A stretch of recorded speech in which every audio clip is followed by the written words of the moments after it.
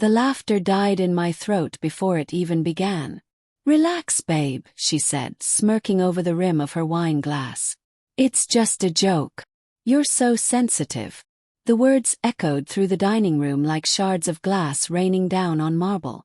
The candlelight flickered across her face, the same face I used to wake up next to every morning, believing I knew every emotion behind her eyes.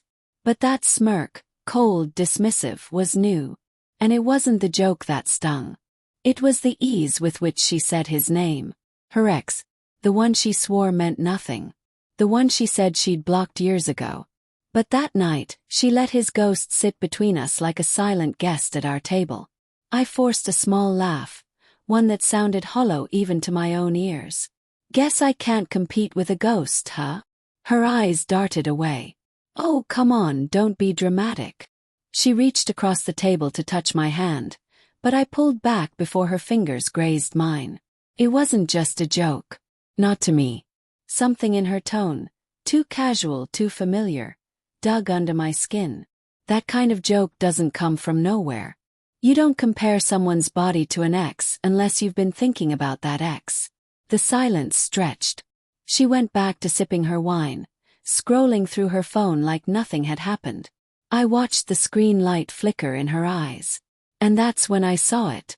A reflection. Name. I only caught the first few letters. Duh. Before she locked the screen and smiled at me again. "Are you seriously jealous right now?" she said. "No," I lied. "Just tired." That night, she fell asleep easily, breathing slow and steady beside me. I lay there, staring at the ceiling, every sound amplified in the dark. The hum of the air conditioner.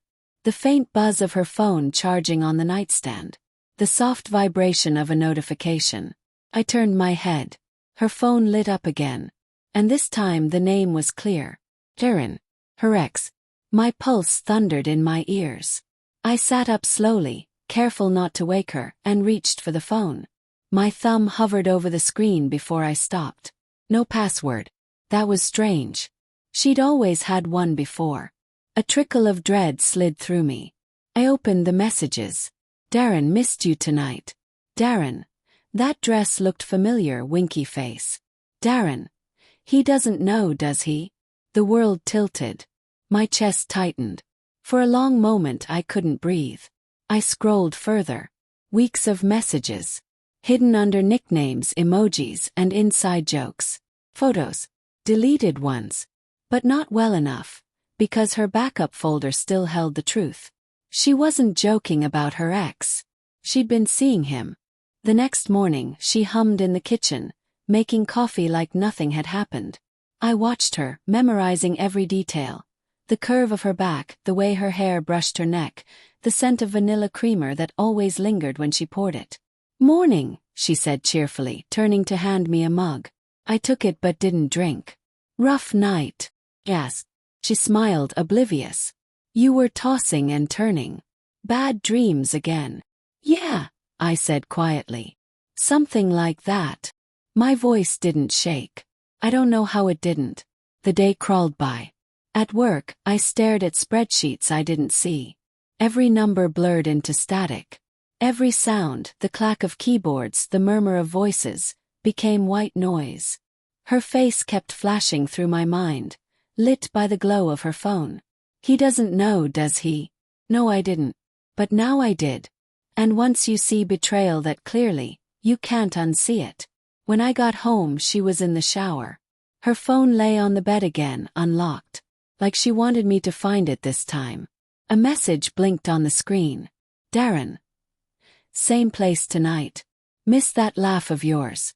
The room spun. Something broke inside me.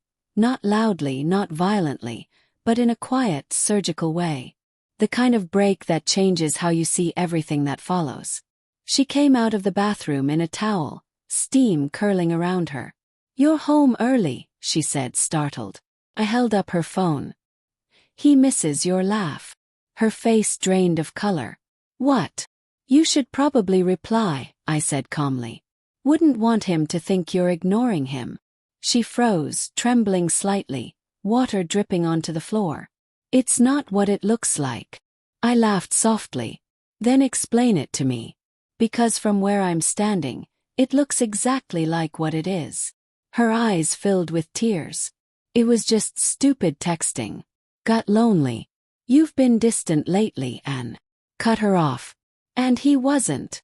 She flinched silent. Tell me, I said. Was it just texting? She hesitated. That half-second pause told me everything. That night she cried. Begged. Promised to cut him off. Swore it was a mistake, a lapse in judgment, that she never meant to hurt me. I listened. Quietly. When she finally fell asleep again, I picked up my phone and opened my messages. Aaron, I type. This is Lena's husband. You can keep her. But tell her to pack her things first. Then I sent it. The next morning, she woke up to find her bags already by the door. Her voice broke. You don't mean this. I do, I said softly. You joked about your ex being bigger. You were right about one thing, he is. Just not in the way you think. She blinked through her tears, confusion mixing with guilt. What does that mean? I met her eyes. It means he's the only one who can live with what you've done. I can't. And with that I walked out. Outside, the sunlight hit my face, harsh and blinding. The air felt different, thinner, lighter. For the first time in months I could breathe. I didn't feel triumphant. Not vindicated. Just emptied. Love doesn't die with shouting or slamming doors. It dies in moments like that. Quietly, when you realize the person standing in front of you isn't who you built your life around, but a stranger who learned how to mimic their voice. And as I walked away, the last thing I heard was her sobbing behind the door, calling my name. But I didn't turn back. Because some jokes don't deserve forgiveness. They deserve endings.